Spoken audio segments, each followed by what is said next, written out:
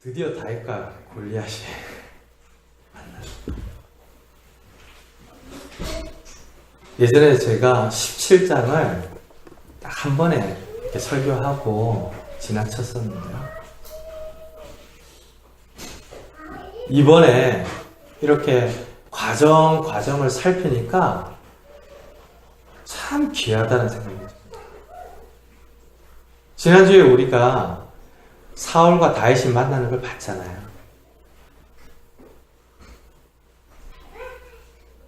백성들에게 믿음으로 독려하는 다윗의 이야기를 들으면서 이건 뭔가 사울이 불렀어요. 근데 만나자마자 왕이 말하기도 전에 다윗이 사울을 격려합니다. 그로 말미암아 낙담하지 마십시오. 사람이 낙심하지 마십시오. 왕을 치유하는 종과 같이, 아니 왕을 격려하는 또 다른 왕으로서 다윗이 담대하게 이야기하는데 제가 가서 싸우겠습니다. 그래요. 지난주에 들었던 것처럼 사울은 거절합니다. 말립니다. 소년이거든요. 상대는 어려서부터 전장터에서 자랐던 용사예요. 누가 봐도 이건 안 되는 거예요. 근데 다윗은 너무나 분명한 믿음의 근거들을 가지고 싸우겠다고 그럽니다. 난 하나님에 대한 경험이 있고 하나님께서 내 삶 가운데서 행하신 일들의 증거들을 가지고 있습니다. 저 골리앗만 어려서부터 전장터에서 자란 용사가 아니라 저도 사실은 양치는 자리에서 아버지의 목동으로 있을 때부터 싸워왔던 사람입니다. 이렇게 이야기하죠. 근데 다윗에게는 사자와 곰이랑 싸웠으니까 저 골리앗은 짐승이나 다를 바 없다. 이렇게 이야기하는 거예요. 그런 담대한 이야기들에 사울이 결국 설득이 되어서 자신에게 군복도 주고 투구도 주고 그래 한번 싸워봐라 그러는데 어땠어요? 이거 제 몸에 맞지 않습니다. 거추장스럽습니다.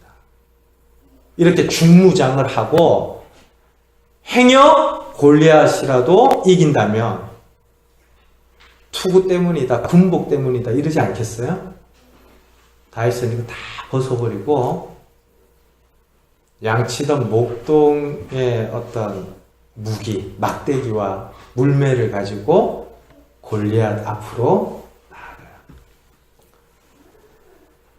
어떤 면에서 오늘 말씀 보니까 골리앗이 조금 더 긴장을 했던 것 같아요. 그렇게 큰 소리를 쳤지만 40일 정도 기다렸지만 아무도 나오지 않았잖아요. 그래서 막 큰 소리 치고 이스라엘을 위협하고 모욕했는데 한 사람이 나오면서 이스라엘 진영에 소동이 일어난단 말이죠. 드디어 싸움이 시작이 되나 보다. 아무리 강한 사람이라도 오랫동안 기다렸기 때문에 생기는 긴장 정도는 있었을 거다 생각이 돼요. 왜 그렇게 보냐면 오늘 우리가 읽었던 말씀 41절 보세요.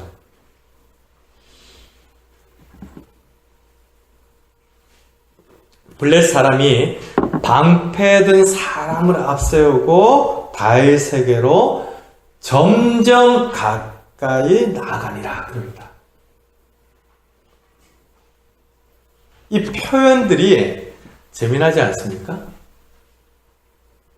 그렇게 큰 소리를 치던 골리앗인데 점점 조금씩 나가는 거예요. 그리고 앞에 방패 든 자를 앞세우고 그 뒤에서 누군가가 이스라엘 진영에서 나오는 것을 보고 조금씩 나아가고. 그런데 자세히 살펴보니까 기가 찰로 그러시네요. 오히려 긴장하며 발걸음을 내딛던 자기 자신의 생각이 부메랑이 되어서 모욕감을 안겨주는 상황이 되어버렸습니다.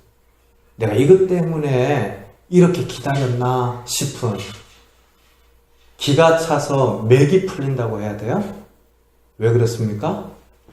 다윗을 보니까 42절 보세요. 그 블레 사람이 둘러보다가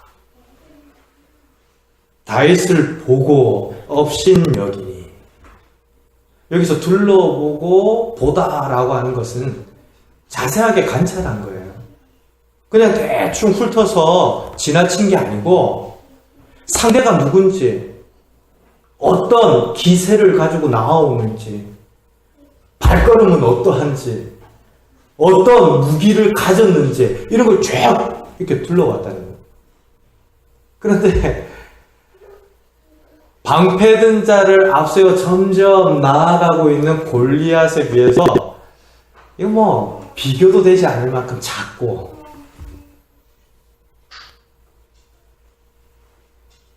또 무기를 가지고 나온 것도 엉망이란 말이죠. 42절에서 보니까 이는 그가 젊고 붉고 용모가 아름답다 그러는데, 목사님 너무 다윗이 잘생겨서 골리앗이 기가 찬 거 아닙니까? 이렇게 이야기하시면 안 돼요. 지금 42절의 이 이야기는 전쟁터에 있을 만한 사람이 안 된다라는 얘기예요. 예술가는 예술가의 분위기가 있잖아요. 운동선수는 운동선수의 분위기가 있어요. 제가 두산 2부를 지나서 이 도서관에 가던 길에 이종우 선수 만난 이야기 한번 해드렸죠. NC에서 뛰고 있는 이종우 선수가 옆을 지나가는데요. 제가 어떤 느낌을 받았냐면, 처음에는 알아보지도 못했는데, 야, 몸 좋다. 근데 보통 사람이 누군가 수많은 사람과 지나치면서 이게 몸이 진짜 다부지다라는 느낌을 누군가에게 받고 뭐 멈칫하기는 쉽지가 않은 일이잖아요. 저도 그런 경험이 없거든요. 근데 진짜 몸이 단단한 어떤 분이 옆을 지나가는데요. 그냥 뭐 걸음걸이도 보통 분보다 이렇게 느릿느릿하면서 그래요. 근데 얼마나 그 운동하신 분의 몸이 이렇게 느껴지는지 딱 보니까 이정우 선수예요. 거기에 어울리는 어떤 분위기들이 있습니다. 아무래도 어려서부터 싸우고 전쟁터에서 자란 용사라면 뭐 흉터 정도는 하나 있어야 되는 거 아니에요? 그리고 뭔가 야전에서 먹고 지낸 사람 같은, 어제 저녁에 막 캠핑을 다녀와서 바로 예배 오신 분들 같은 이런 느낌들 정도는 있을 때, 야, 뭔가 싸워봤구나 이런 거죠. 근데 그런 대상이 아니더라는 거예요. 저기 집에서 이 천막 아래에서 한 번도 그을려본 적이 없을 만큼 곱게 자랐을 것 같은 소년이 싸우겠다고 이스라엘 진영의 큰 함성과 함께 나오니까 골리앗이 보면서 기가 찬 거죠. 업신여깁니다. 사랑하는 성도 여러분, 우리가 사무엘상을 읽으면서 눈으로 보고 판단하는 일에 오류와 함정들을 계속 봅니다. 이스라엘 백성들이 사울을 보면서 넘어갔었죠. 사무엘 선지자도 엘리압을 보면서 하나님께서 택하신 자이구나 마음이 흔들렸었어요. 골리앗을 보면서도 우리가 도저히 이길 수 없는 난공불락의 사람이다. 저 거인을 우리가 어떻게 맞서 싸울 수 있겠는가, 그렇게 보고 판단하며 이스라엘 백성들이 공포에 사로잡혔었어요. 지금 나오는 다윗을 보면서 골리앗도 보고 판단을 하는데 진짜 다윗의 중심. 다른 사람들에게는 없었지만 다윗에게 있는 것을 보지 못하고 판단합니다. 참 어리석은 거죠. 진짜 지혜 있는 판단과 생각들이 뭐겠습니까? 눈에 보이는 것보다 실체를 보고 겉으로 드러난 것보다 안에 있는 것들을 더 살필 줄 아는 그런 눈과 판단들이 지혜로운 거죠. 하나님을 떠나서 하나님과 어긋나서 아니 사람이 기준이 되어서 무엇인가를 보고 판단하면 진짜 그 안에 있는 것들을 보지 못하고 판단할 수밖에 없습니다. 골리앗이 업신여기면서 스스로 교만하여 다윗을 굉장히 얕잡아 보기 시작하는데 거기에서부터 이미 승패가 기울어지고 있다라고 보는 것이 맞겠죠. 어느 정도로 다윗을 업신여기냐면 43절 보세요. 같이 한번 읽을까요? 그 블레 사람이 또 다윗에게 이르되 내게 오라 내가 내 살을 공중의 새들과 죄송합니다. 43절 다시 읽을게요. 블레 사람이 다윗에게 이르되 내가 나를 개로 여기고 막대기를 가지고 내게 나왔느냐 하고 그의 신들의 이름으로 다윗을 저주하고 내가 개냐? 그렇게 물어요. 내가 나를 개로 여기고 라고 우리 한글 성경에는 번역이 되어 있지만 직역하면 내가 개냐? 그러면서 다윗을 향해 굉장히 심한 모욕감을 느끼며 분노합니다.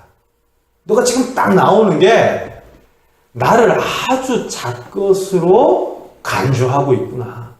나에 걸맞는 대우가 아니지 않느냐. 이스라엘을 향해서 분노하는 거예요. 이렇게 교만해지고 상대를 얕잡아 보니까 다윗의 형편을 보면서 야, 나를 우습게 봐도 이렇게 우습게 봐. 사랑하는 성도 여러분, 우리가 신앙생활을 하며 함께 주님 앞에 모이고 공동체에 모일 때 우리는 죽을 수밖에 없는 죄인이었습니다 라고 하는 고백에서부터 모여요. 죽을 수밖에 없는 죄인이었기 때문에 아니 예수님 때문에 다시 산자가 되었기 때문에 교회 안에서는요 나를 이 정도밖에 생각하지 않나 이런 거 없어야 돼요. 나를 이렇게 대접해? 이러면 벌써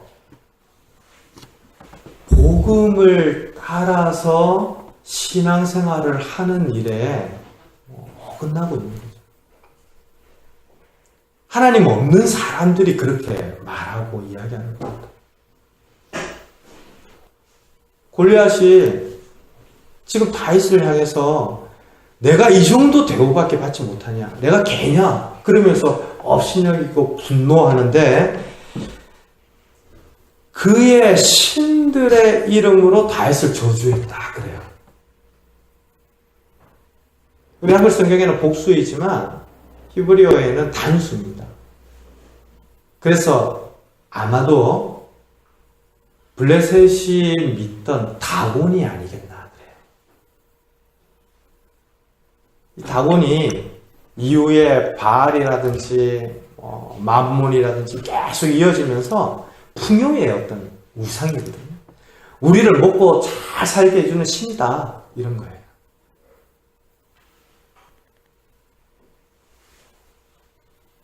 다윗을 보면서 모욕감을 느끼고 분노하고 위협하죠.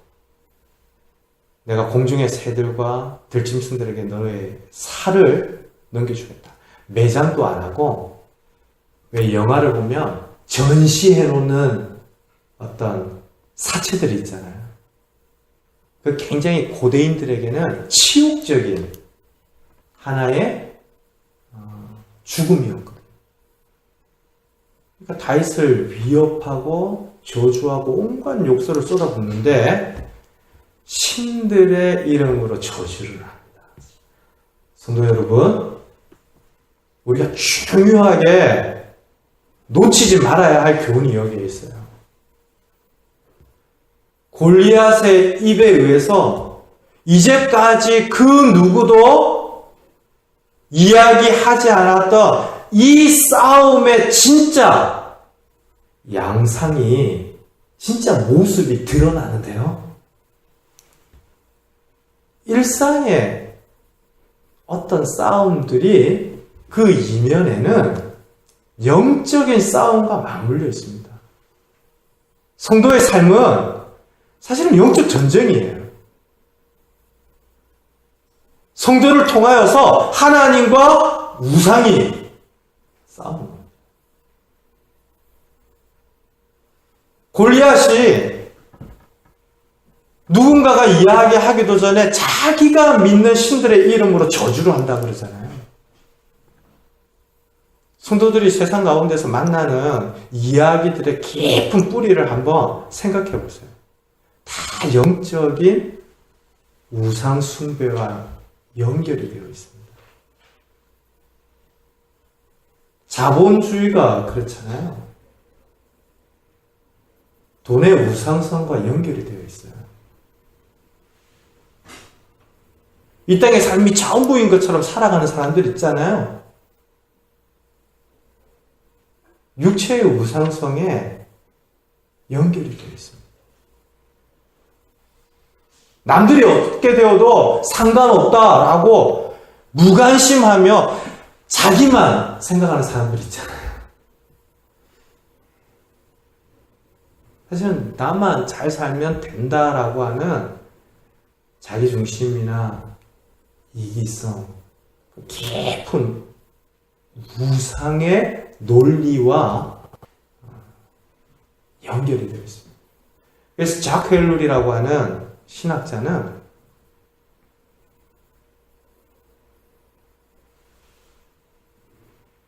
성도들이 예배하고 하나님께 헌금하는 행위들에 대하여서 너무나 멋지게 표현한 적이 있었어요.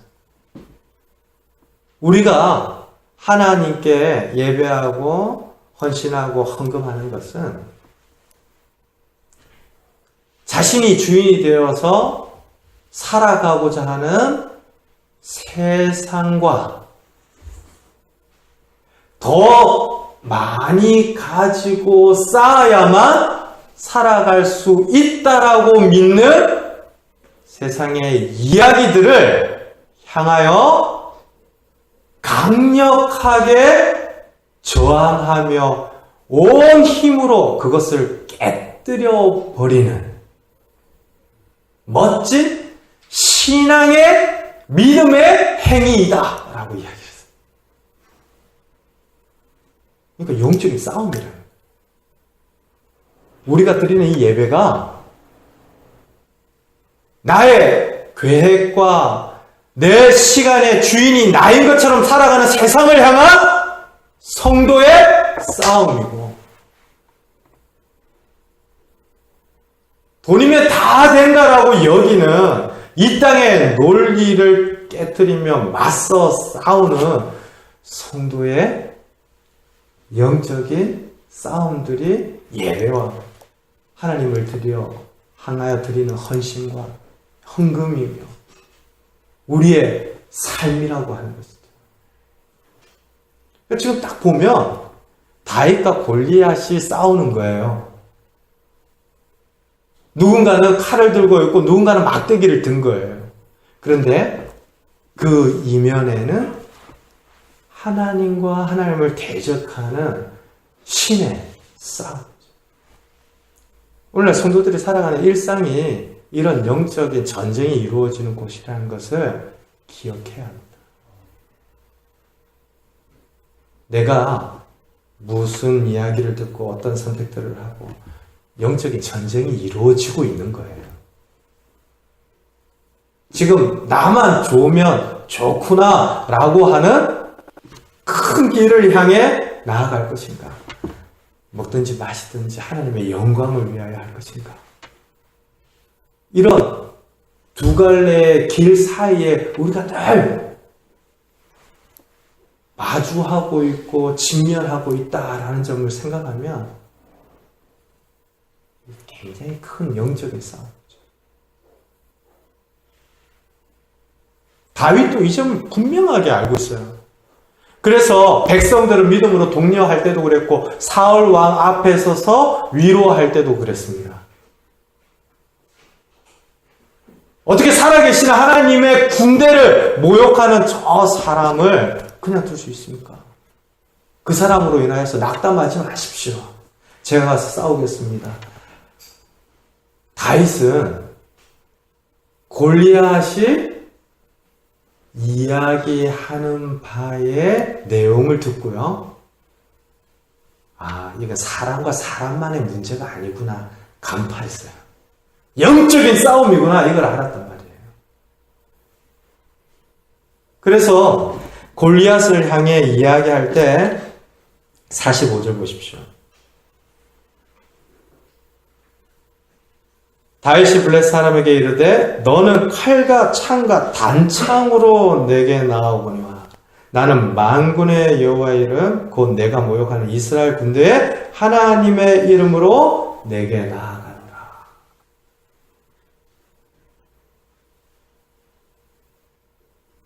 칼과 창과 단창은 골리앗이 중무장한 거죠. 골리앗을 의미하는 것이기도 하고, 오늘날 성도들이 이 땅을 살아가면서 만나게 되는 이 세상의 어떤 방식이나 논리를 의미하는 것이기도 해요. 영적인 대적들을 의미할 수도 있다 이야기할 수 있겠죠. 근데 다윗은 이런 싸움 가운데에서 나는 하나님 편이다 그러는 거예요. 나는 하나님께 속해 있다라고 말하는 거예요. 진짜 자기 자신의 정체성과 자기 자신의 포지션을 아는 것이 중요하지 않습니까? 거기에서 바른 역할과 기능들이 분별이 되어져요. 내가 골리앗을 향해 맞서 싸우러 갈 때 누군가가 박수를 치면서 환호할 수 있습니다. 누군가는 야, 저거 되겠나라고 의아해할 수도 있어요. 근데 사람들이 웅성거리면서 뭐 떠밀었든지 밀쳤든지 맨 앞에 서게 되면 이상하게 많은 사람들이 자신의 정당한 포지션도 있고요. 자신이 감당해야 될 역할도 또 잊어버리는 때가 참 많습니다. 근데 다윗은 이거 놓치지 않고 말하고 있는 거예요. 만군의 여호와의 이름, 하나님 이름. 그리고 이스라엘 군대의 하나님의 이름으로 내게 나아간다. 그러니까 지금 뒤에 지휘자가 계신데 이스라엘 군대를 다스리시고 이끄시는 분은 누구란 얘기죠? 하나님. 칼과 창과 단창을 들고 나오지만 굉장히 그 낮은 차원의 무기일 뿐이다. 정작 신들의 이름으로 저주를 하는 너는 그 신의 능력과 은혜와 도움 받지 못하지만 나는 하나님께 속해 있다. 하나님 편이다. 나는 하나님께서 이끄셔서 이 싸움에 나선 것이다. 믿음으로 이 골리앗과 맞습니다. 그런데 이 믿음이 얼마나 분명한 확신을 가지고 있냐면요.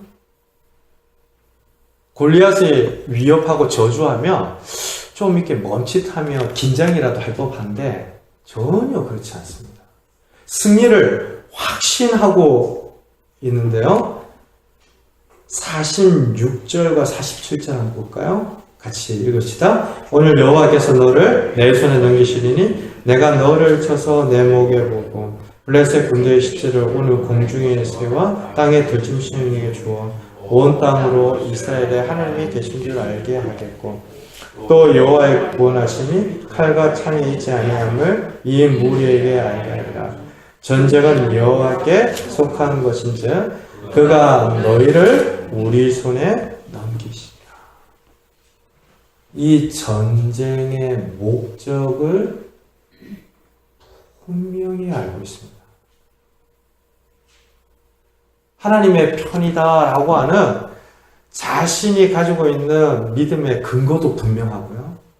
그 믿음 안에서 승리를 기대하는데 그럴 만한 이유와 목적이 이 싸움에 걸려 있다라는 걸 알아요. 우리가 이런 부분들을 함께 묵상하고 지나가는 일들이 굉장히 중요합니다. 그냥 내 삶의 걸림돌이 되고 내 마음 가운데 어려움을 주는 어떤 대상을 골리앗으로 상정해 놓고 내가 이길 수 있습니다. 이렇게 지나칠 일이 아니에요. 그럼 어떤 때는 사장님이 골리앗이 되었다가 부모님이 골리앗이 되기도 하고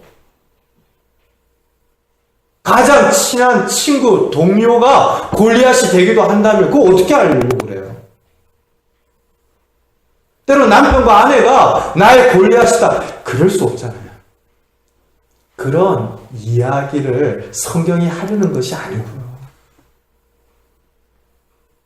진짜 다윗이 가지고 있는 이 믿음의 근거와 그리고 확신과 승리를 기대하며 나아가는 이유들을 저와 여러분들이 놓치지 않고 함께 봐야 하는데 다윗이 이 싸움은 영적인 싸움이다. 그래서 100% 이길 것이다 라고 확신했던 이유 두 가지가 나타나고 있습니다. 45절 보니까 온 땅으로 이스라엘에 하나님이 계신 줄 알게 하겠다 그래요.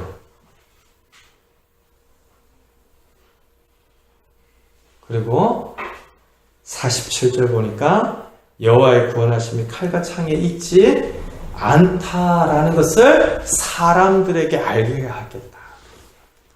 성도 여러분, 우리의 일상이 우리의 삶이 영적인 전쟁터라면 우리 모든 성도들은 이와 같은 전쟁의 목적을 가지고 살아야 합니다.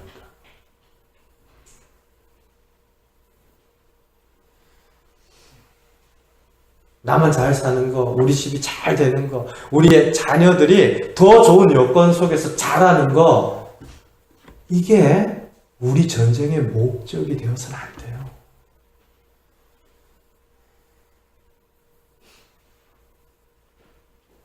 그것이 우리 전쟁의 목적이 되는 순간부터 우리는 세상과 구별되어지는 것이 아무것도 없는 거죠. 많은 이스라엘 사람들이 이 싸움을 하면 왕의 사위가 되고 부와 특별한 특권들을 얻게 될 것이다. 보상의 문제로 접근을 했는데 다윗은 아니잖아요. 무슨 보상이냐. 할례받지 못한 자로부터 하나님의 군대가 모욕을 받는데 보상 운운하는 것이 적절하냐? 아니다. 그러면서 이 싸움의 분명한 이유 때문에 승리를 기대하며 골리앗을 향해 나아가는데요. 온 땅에 하나님 살아계심을 나타낼 것이다. 여호와의 구원하심이 칼과 창에 있지 않다라는 것을 이 사람들로 하여금 알게 할 것이다. 성도 여러분, 이번 한 주 동안 우리의 가정과 일터에 살아갈 때 이 전쟁의 목적이 우리 존재, 우리 삶의 목적과 중요한 이유가 되는 은혜가 있기를 주님의 이름으로 축원드립니다. 내가 먹든지 마시든지 하나님의 영광을 위하여 한다, 이런 거 아니에요? 내가 살아도 주를 위하여 살고 죽어도 주를 위하여 죽습니다, 이런 거 아니에요? 나로 인하여서 하나님이 살아계심이 나타나고, 나로 인하여서 하나님의 구원하심이 이 세상이 이야기하는 것으로 이루어질 수 없다라는 것을 사람들에게 알게 한다, 이거 아니에요? 이걸 또 오해하셔서 야, 그럼 내가 승진 또 하고 더 높은 자리에 올라가야겠다. 아니요.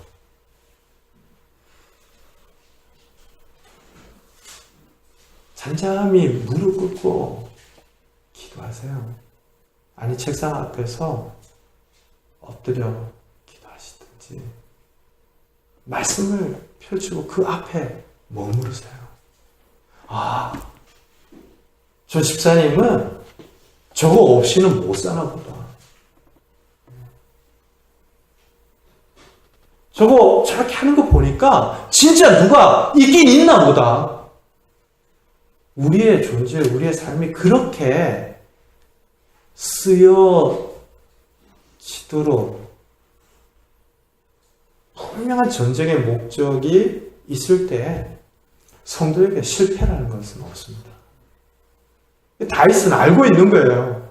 진짜 믿음의 근거와 믿음의 내용이라고 하는 분명한 확신 속에서 골리앗을 향해 나아가는데요. 그러니까 둔하지 않습니다. 게으르지도 않고 굉장히 역동적으로 골리앗을 향해 나아가는데, 보십시오. 48절 같이 읽을까요? 블렛 사람이 일어나 다윗에게로 마주 가까이 올 때 다윗이 블렛 사람을 향하여 빨리 달리며, 49절, 손을 주머니에 넣어 돌을 가지고 물매로 던져 블렛 사람의 이마를 치매 돌이 그의 이마에 박히니 땅에 엎드려지는다. 우리가 읽지 않았던 51절까지 같이 생각을 하면 다윗의 행동들이 굉장히 역동적으로 나타납니다. 아까 방패 든 자를 앞세워 점점 가까이 오니라 라고 하는 골리앗과 다르게요, 이 소년은 무장도 변변치 않고 아무것도 없는데 역동적으로 골리앗을 향해 단디 나가요. 빨리 달리고 달리면서 돌을 꺼내들고. 사람들은 다윗이 무슨 말 타면서 활을 날리는 것 같은 숙련된 물매질의 달인이었다, 이렇게 생각하기도 하는데요. 다윗이 어떠한 사람인가라는 사실을 나타내는 것이기도 하지만 믿음의 속성 가운데 이런 모습들이 분명히 나타난다라는 것을 우리는 압니다.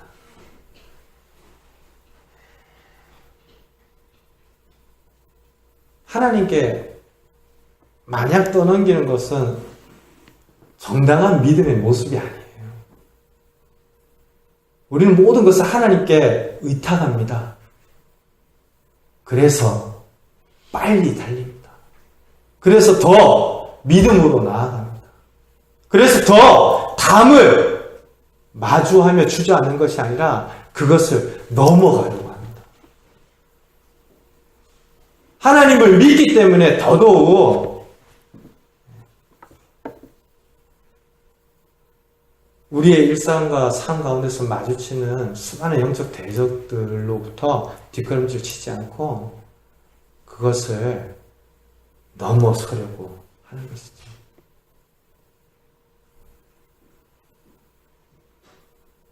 여러분들 말씀 듣고 성경 보고 계십니까? 올 한 해 성경 읽도 어떻게 12월 달이지? 근데 어떠셨어요? 제 이야기를 듣지 않으셔서 저 속상하거나 그런 거 전혀 없어요. 이건 우리 모두의 문제이거든요. 근데 내가 속해 있는 교회 공동체와 믿음의 교우들을 통하여서, 동력자들을 통해서 하나님께서 그렇게 말씀 함께 하자고, 아니 말씀을 읽는 시간만큼이라도 그 말씀을 알아듣든지 알아듣지 못하든지 내 옆에 머물러 달라고 그렇게 우리 모두에게 요청하는데 나는 너무 바빴습니다. 어땠어요? 빨리 달려가고 있는 겁니까? 내 주변에 일어나는 치열한 영적인 싸움 가운데에서 하나님이 내 뒤에 계시니까 나는 여기에 주저앉아 있어도 이길 것을 확신합니다. 그런 거 아니라니까요. 만군의 여호와 하나님께서 나를 이끄시고 나를 보내셨습니다. 이렇게 외치며 골리앗을 향해 담대히 나아가는 다윗인데 뛰잖아요. 빨리 달리잖아요. 달리면서 돌을 꺼내어서 골리앗을 향해 던지는데요. 성도 여러분, 사무엘상 17장에서 골리앗의 이름은 점점 사라집니다. 다윗의 이름이 나타나고 계속해서 반복해서 쓰여지는 것과 반비례하면서 오늘 우리가 읽었던 본문에서도 골리앗이라는 이름은 등장하지 않아요. 그의 크기, 그가 가지고 있는 무장의 상태, 그가 외치는 큰 소리를 링크해서 연결해 이야기할 때만 골리앗이라는 이름을 쓰죠. 믿음이 등장하고 믿음이 일어나고 믿음이 달려들고 믿음이 마주하기 시작하면 골리앗이라고 하는 이름은 굳이 언급할 필요도 없을 만큼 작아지고 사라지고 있습니다. 믿음과 두려움이 반비례해요.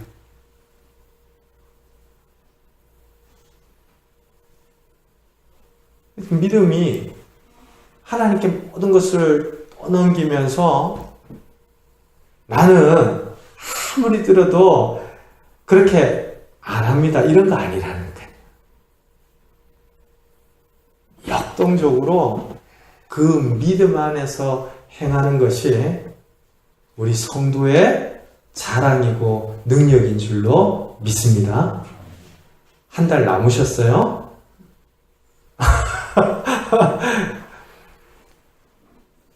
성경 함께 읽고 그 펼쳐진 말씀 앞에 머무르는 것만큼 이 세상에 수많은 사람들이 붙드는 시간표를 멈춰 세우고 하나님이 내 인생의 주인이라는 것을 외치며 증거하며 나타낼 방법들이 그렇게 많지 않을 거예요. 우리 성도들이 그런 영적인 싸움에 분명히 역동적으로 참여해야 할 일들이 있다라는 겁니다. 제가 예로 드는 그것만이 이 말씀에 내가 할 수 있는 실천이구나 이럴 게 아니고요. 그런 싸움들을 분별하면서 믿음으로 우리가 함께 살아가자라고 하는 건데, 그럴 때 보세요. 이스라엘의 승리까지로 이어집니다. 한 사람 앞에서 벌벌 떨던 이스라엘이 다윗의 승리로 인해서 블레셋 신장과도 같은 도시 가이와 에그론이라고 성경에 나타나 있죠. 근데 이 가이가 실제로는 가드예요. 그러니까 블레셋의 너무나 중요한 도시 그 안쪽까지 들어가서 블레셋을 물리치는 승리를 거두게 되는데요. 저는 기다리고 있습니다. 그리고 기대하고 있습니다. 그리고 반드시 이와 같은 때가 우리 공동체와 우리 인생 가운데 허락되어질 것을 믿습니다. 작은 겨자씨 같은 믿음의 역사가 또 다른 믿음의 역사로 이어지고 함께 어우러지게 될 겁니다. 지난 한 주 동안 다윗과 골리앗 이야기하는데 많은 생각이 들었어요. 개척을 한 우리 교회 형실이나 우리 성도들의 삶이나 저의 삶이나 여러 가지를 생각하는데 확실합니다. 우리는 하나님의 뜻 안에 있고 하나님께서 우리를 통하여 일하실 것을 알기에 눈에 보이는 것이 진짜가 아니고 그 이면에 움직여지는 하나님의 계획과 인도하심이 진짜겠구나.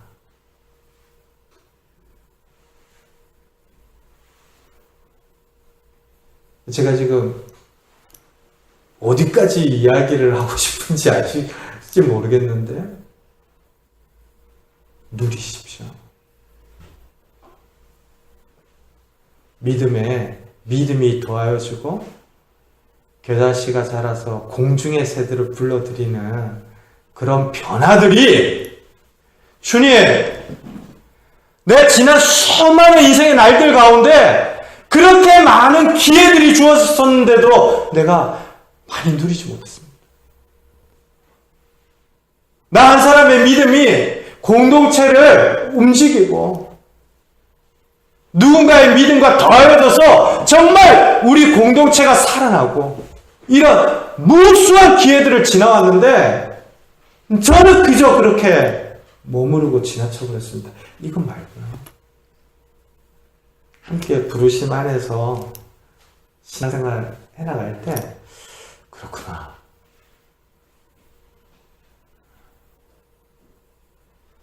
믿음의 역사에 믿음이 더하여지는 이런 큰 은혜와 승리가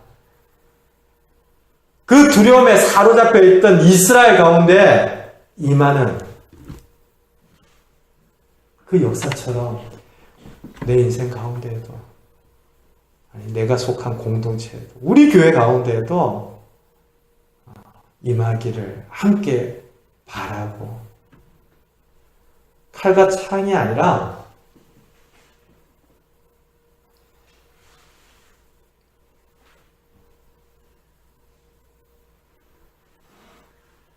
믿음으로 하나님께 속한 전쟁인 것을 알기에 더 믿음으로 은혜를 구하며